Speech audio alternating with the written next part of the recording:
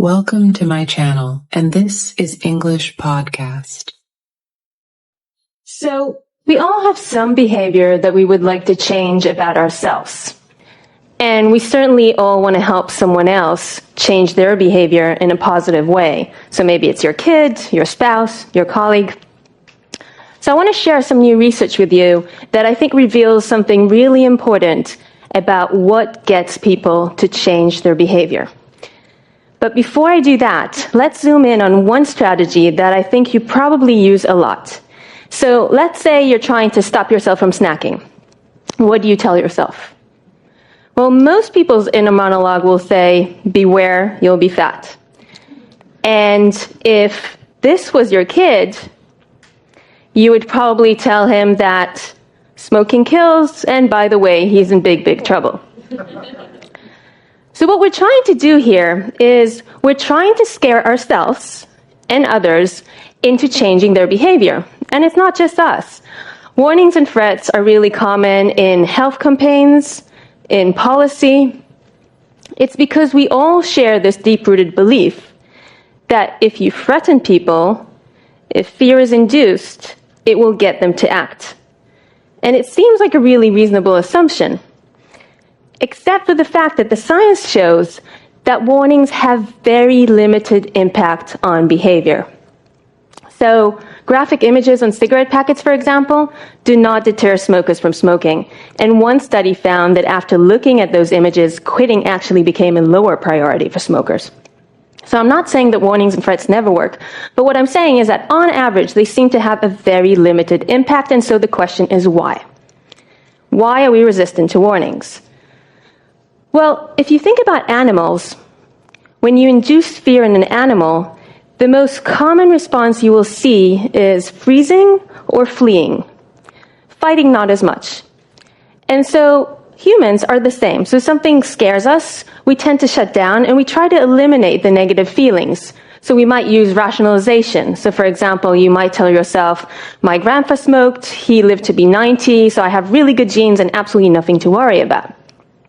And this process can actually make you feel more resilient than you did before, which is why warnings sometimes have this boomerang effect. And other times, we simply put our head in the ground. Take the stock market, for example. Do you know when people pull their head out of the ground to look at their accounts, not to make a transaction, just to log in to check their account? So what you're seeing here in black is the S&P 500 over 2 years. And in gray is a number of times that people logged into their account just to check. And this is data from Carlson, Lowenstein, and Seppi. It's controlled for all the obvious confounds. So what do we see? So when the market is high, people log in all the time. Because positive information makes you feel good, so you seek it out. And when the market is low, people avoid logging in. Because negative information makes us feel bad, so we try to avoid it altogether. And all this is true as long as bad information can reasonably be avoided. So what you don't see here is what happened a few months later in the financial collapse of 2008 when the market went drastically down, and that's when people started logging in frantically. But it was a bit too late. So you can think about it like this. It's not just finance. In many different parts of our life, we have warning signs and bad behaviors now. And they could potentially lead to all these bad outcomes later. But not necessarily so, because there's different routes from your present to your future, right? It can go this way, it can go that way. And as time passes, you gather more and more information about where the wind is blowing. And at any point, you can intervene, and you could potentially change the outcome. But that takes energy, and you might tell yourself, well, what's the point about worrying about something that might happen? It might not happen. Until we reach this point, at which time you do jump into action, but sometimes it's a little bit too late. So we wanted to know in my lab, what type of information does leak into people? So we conducted an experiment where we asked approximately 100 people to estimate the likelihood of 80 different negative events that might happen to them in the future. So for example, I might ask you, what is the likelihood that you will suffer hearing loss in your future? And let's say you think it's about 50%. Then I give you the opinion of two different experts. So expert A tells you, for someone like you, I think it's only 40%. So they give you a rosier view of your future. Expert B says, for someone like you, I actually think it's about 60%. It's worse. So they give you a bleaker view of your future. What should you do? Well, you shouldn't change your beliefs, right? Wrong. What we find is that people tend to change their beliefs towards the more desirable opinion. In other words, people listen to the positive information. Now, this study was conducted on college students. So you might say, well, college students are delusional, right? We all know that. And surely as we grow older, we grow wiser. So we said, okay, let's test that. Does this really generalize? Does it generalize to your kid? Does it generalize to your parent? Does it generalize to your spouse? And so we tested people from the age of 10 until the age of 80. And the answer was yes. In all these age groups, people take in information they want to hear, like someone telling you you're more attractive than you thought, than information that they don't want to hear. And the ability to learn from good news, it remained quite stable throughout the lifespan. But the ability to learn from bad news, that changes as you age. So what we found was that kids and teenagers, they were the worst at learning from bad news. And the ability became better and better as people aged. But then, around the age of 40, around midlife, it started deteriorating again. So what this means is that the most vulnerable populations, kids and teenagers on the one hand, and the elderly on the other hand, they're the least likely to accurately learn from warnings. But what you can see here is that it doesn't matter what age you are. You can be 20, 30, 40, 50, or 60. Everyone takes in information they want to hear more than information that they don't. And so we end up with a view like this of ourselves.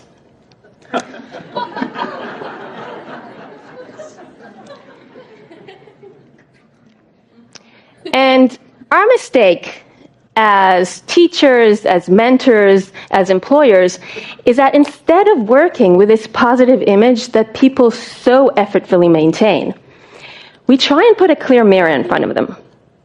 We tell them, the image is just going to get worse and worse and worse, and it doesn't work. It doesn't work because the brain will frantically try to distort the image using Photoshop and fancy lenses until it gets the image it's happy with. But what will happen if we went along with how our brain works and not against it? Take hand washing, for example. So we all know that hand washing is the #1 way to prevent the spread of disease, and this is really important in hospitals. So in a hospital here in the United States, a camera was installed to see how often medical staff do in fact sanitize their hands before and after entering a patient's room. Now, the medical staff, they knew a camera was installed. Nevertheless, only 1 in 10 washed their hands before and after entering a patient's room. But then an intervention was introduced, an electronic board that told the medical staff how well they were doing. Every time you washed your hands, the numbers went up on the screen. And it showed you your rate of your current shift and the rate of the weekly staff. And what happened? Boom. Compliance raised to 90%. Which is absolutely amazing. And the research staff were amazed as well, and they made sure to replicate it in another division in the hospital. Again, the same results. So why does this intervention work so well? It works well because instead of using warnings about bad things that can happen in the future, like disease, it uses 3 principles that we know really drive your mind and your behavior. Let me explain. So the first one is social incentives. In the hospital study, the medical staff could see what other people are doing, right? They can see the rate of the shift, the rate of the week. we're social people. We really care what other people are doing. We want to do the same and we want to do it better. This is an image from a study that we conducted led by PhD student Micah Adelson.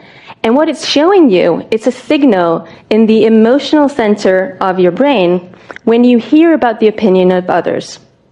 And what we found was that this signal can predict how likely you are to conform at a later time, how likely you are to change your behavior. So the British government are using this principle to get people to pay taxes on time. In an old letter that they sent to people who forgot to pay taxes on time, they simply stressed how important it was to pay taxes, and that didn't help. So then they added one sentence. And that sentence said, 9 out of 10 people in Britain pay their taxes on time. And that one sentence enhanced compliance within that group by 15%. And is thought to bring into the British government £5.6 billion. So highlighting what other people are doing is a really strong incentive. The other principle is immediate rewards. So every time the staff washed their hand, they could see the numbers go up in the board, and it made them feel good. And knowing that in advance made them do something that they otherwise may not want to do.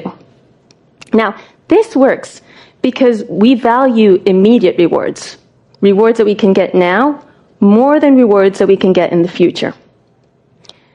And people tend to think it's because we don't care about the future, but that's completely wrong. I mean, we all care about our future, right? We want to be happy, we want to be healthy in the future, we want to be successful.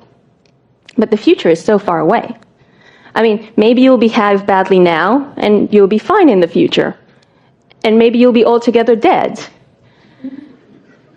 So the here and now you would rather have that tangible drink, that tangible T-bone, rather than something that's uncertain in the future. If you think about it, it's not altogether irrational, right? You're choosing something sure now rather than something that's unsure in the future. But what will happen if you reward people now for doing actions that are good for them in the future? So studies show that giving people immediate rewards makes them more likely to quit smoking, more likely to start exercising, and this effect lasts for at least 6 months. Because not smoking becomes associated with a reward, and exercising becomes associated with a reward, and it becomes a habit. It becomes a lifestyle. So we can reward ourselves and others now for behaving in ways that are good for us in the future, and that's a way for us to bridge the temporal gap.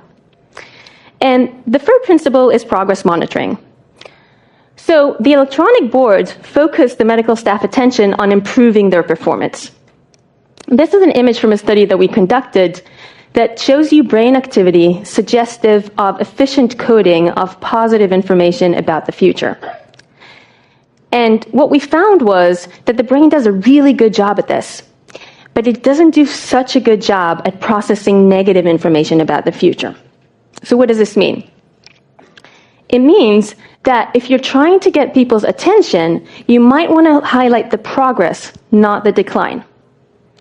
So for example, if you take that kid with a cigarette, you might want to tell them, you know, if you stop smoking, you'll become better at sports.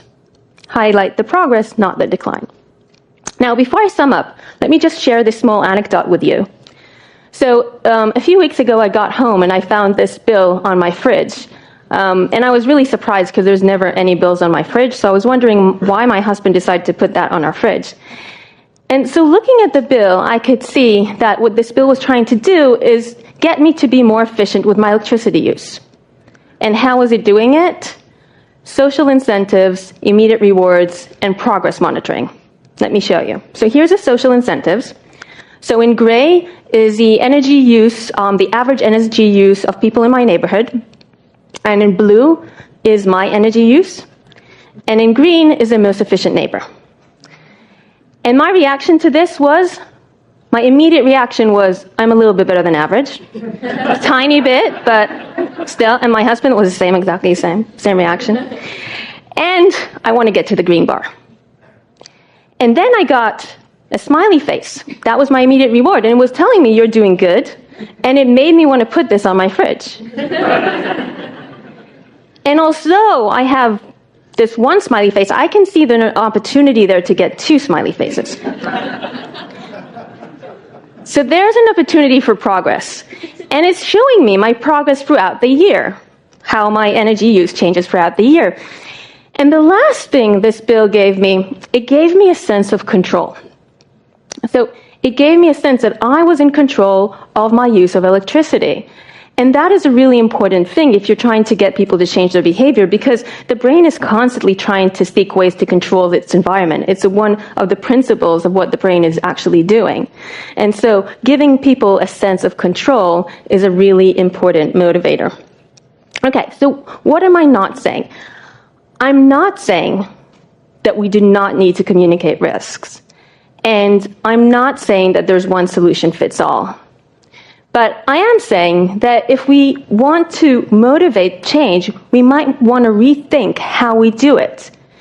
Because fear, the fear of losing your health, the fear of losing money, induces inaction, while the thrill of a gain induces action.